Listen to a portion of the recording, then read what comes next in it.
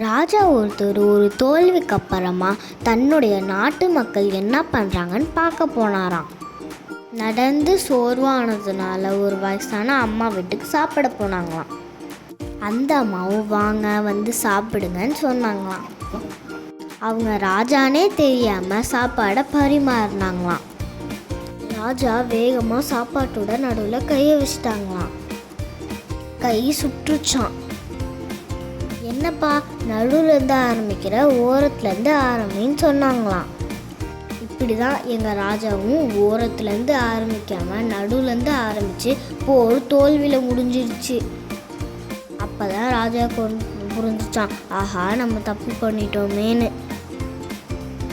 தம்மீர் பெரியார் தமர ஒழுக்குதல் வன்மையுள் எல்லாம் தலை. அந்த குரல் அவருக்கு ஞாபகம் வந்துருச்சான். எப்போதுமே பெரியவங்க பேச்சை கேட்கணும்.